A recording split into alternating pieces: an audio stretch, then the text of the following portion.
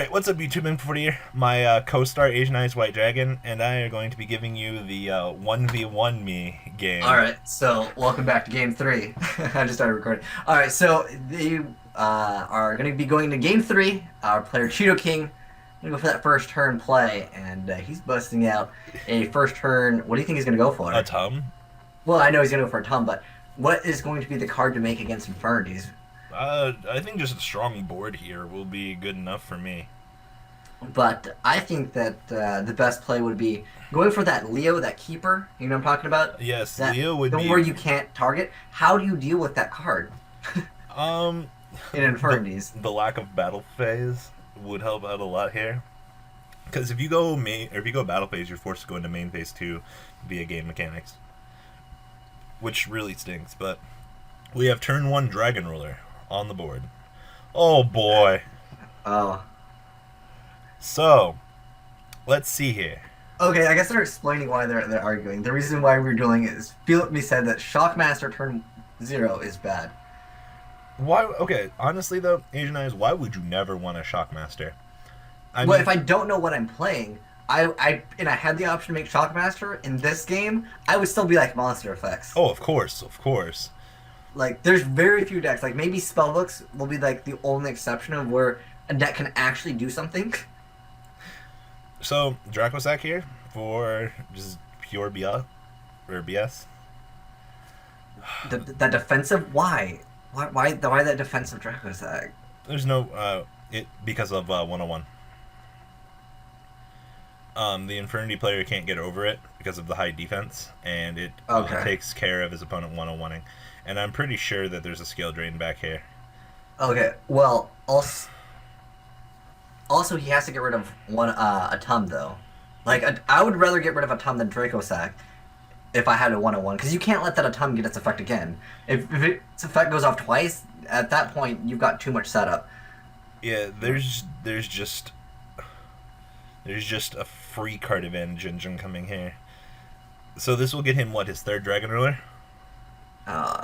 Does he play all 4? I don't know. I've seen a lot of players only play 2, and sometimes Well, we've 3. seen Tidal, Tempest, and Blaster. Yeah, we've seen 3.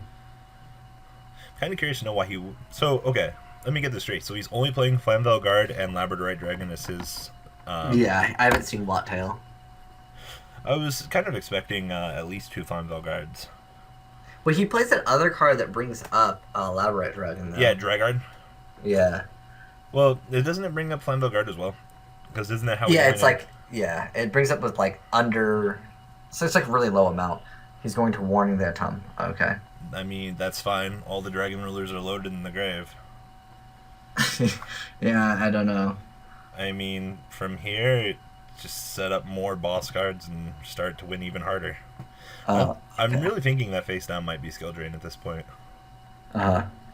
Well, why didn't he activate Dracosac's effect again? Does he not want to clog or what? Probably. He wants to make sure that he can get zones for what he needs to do. And here... But I still think putting that in attack position would have been okay. Simply because you have to kill... Like, it's mandatory to kill. What? He's going to negate that? But then he could just pop... Yeah, he's just going to get to pop 2 free cards here. Yeah, exactly. Which is stupid. I mean, I understand. I don't think that was... Do you think that was even a good play? I mean, I see what he's trying to do. I would have waited until, like, the player actually tried to bring out the normal. Well, it depends on the situation here, too. The fact that he flipped the emptiness this early, though, probably signals that he really doesn't have anything else. So, now the Dracosac's pretty much just free to pop itself on the next turn. You know? Yeah, I suppose. Well, how much plus has the Dracosac got now? 3 cards, and he still has the 3 Dragon Rulers in his grave? There's very little, but then remember, top decking Archfiend is still a thing. Oh. Oh. Okay. And he's got double. Okay. I gotcha. I mean, okay, so Dracosac pops itself on the next turn, and he just wins the game. He loses everything, yeah. There's just too much loss. I still think that Falstein is much better against that matchup. I don't know about you, but I like this quote. This is Infernitys, dude. Even when I'm opening badly, I'm pissing somebody off. That is a beautiful quote from an Infernity player. But the thing is, the Infernity player can't really even get out of this. I mean, the other player can literally sit with that Draco sack forever and just get so much advantage to the point where he's just going to win anyways. Well, this is look at this. Like he's like, all right, well, I'll just pop this, and you lose your emptiness. Unless he has the third emptiness here, which I would find quite hilarious. Yeah, but then he's still not. There's, I mean, he's got too much setup to lose a problem. I think the Dragon Roller player can just finish it off. Yeah. Unless we see something like Mirror Force. It should be pretty much free from this point in time. Oh, and Cheetohs does make a good point. He forgot to search for the Tempest. Oh, that's cool. He doesn't need the search. He's at too much free advantage anyways. Oh, come on. Top deck the Archfiend, please. Please top deck the Archfiend. I hope not. I don't want to see no top decked Archfiends here. I just want to see a game... Why? I just want to see a game where the player comes back at the most stupid level. Like, when a person has game and the other person wins, it makes it so much more entertaining. It's the Yu-Gi-Oh moments. I don't understand why you would bring Infernitys to a firefight like this, knowing that the deck can open up bad. Like, honestly, I would have brought something way better, like Yugioh. Like, no. What he should have brought was that Nurse Burn. Oh, boy. No, that deck is, like, legitimately not bad. Asian Eyes, talk to me when you go to a regional and you lose turn 1 to triple gift card Nurse. It's happened to me twice out of, like, the 100 events I've been to. It's the saltiest feeling on the planet. And you were right. No, that other card is pretty good, though. Like, I think that there'll be someone that tries with it. So, about this comeback. So, it looks like it's about to happen, apparently. Well, I mean, most plays are difficult to make when you're playing the Hieratic rulers, because your opponent needs to have a monster so you can special summon Tefnuit.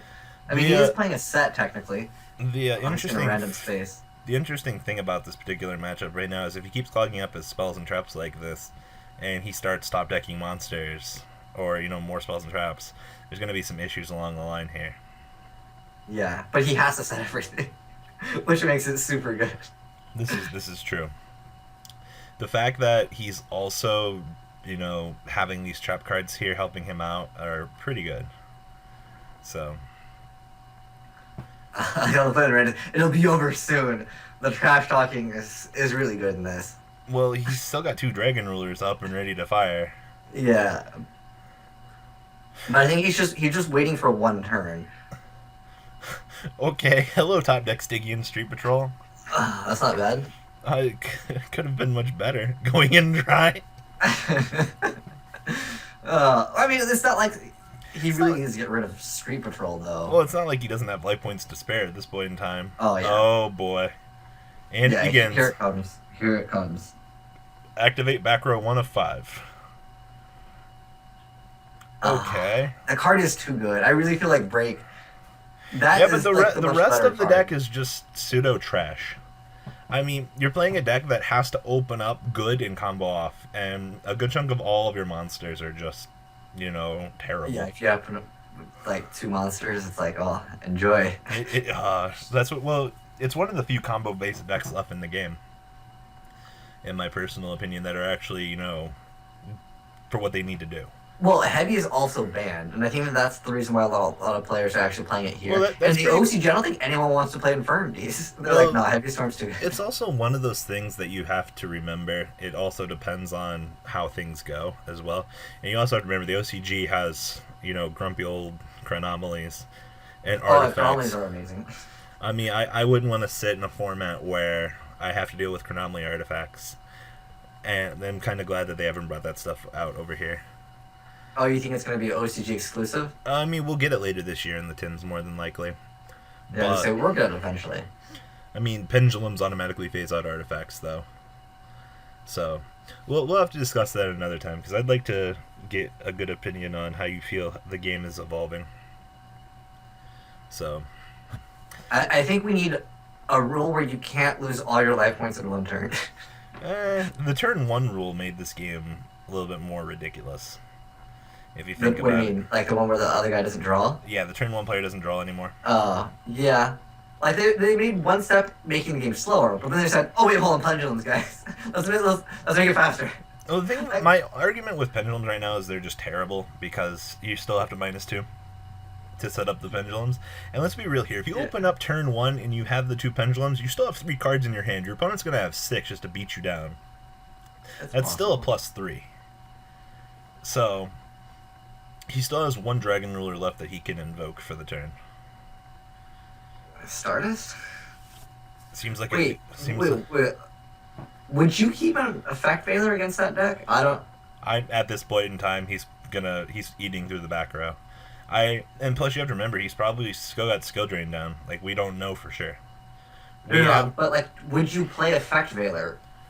Oh well, yeah, I'd play Effect Veiler against Infernitys. Yeah, because when you special summon Archfiend, it activates, so you just Veiler it. No. But Veiler can only be used in main phase. Oh, that is true. So still, therefore, Launcher's a thing though. Well, how do you can't Veiler Launcher? Like, well, no, you wait for them to bring out Necromancer or Archfiend, and then you Veiler whatever they're doing in main phase. It's still pretty good. I mean, what other? I would much rather do Breakthrough Skill. I really wanted to stop something. You have to remember, Veiler multi-purposes for this deck too as a level 1 tuner, and that's pretty important to this particular deck, especially looking at what it is. I know. I would have put. What? Oh no! Oh my gosh! Salt inbound. That's game over right there. If he doesn't have anything to change to this, it's game over. Instant fusion. Oh. Wait, what? Why did he return? Hey, you returned. That Flammable Guard is not level 5 or higher. No, he returned Labradorite. Okay. I could have sworn it was Flammable Guard. Okay, well, that's fine. Either way, it doesn't really matter. GG at the finest. You forgot he had an instant fusion set? Oh my god. Someone does not simply forget they have instant fusion set. What? Oh no. Well, I mean, GG no re? Yeah, that's game over. And then there's the good game. That insult injury right there. I was really hoping they would actually talk more trash, but anyways, guys, thanks for watching, guys. It's been M40 and Asian signing out. Later, guys. I hope you guys enjoyed this video. Please thumbs up this video to show your support, and please check out Vanguard 40 for Cardfight Vanguard, M-Kohl Games for miscellaneous trading card games, and No Limit Gaming for a brand new series of Yu-Gi-Oh videos. Thanks for watching.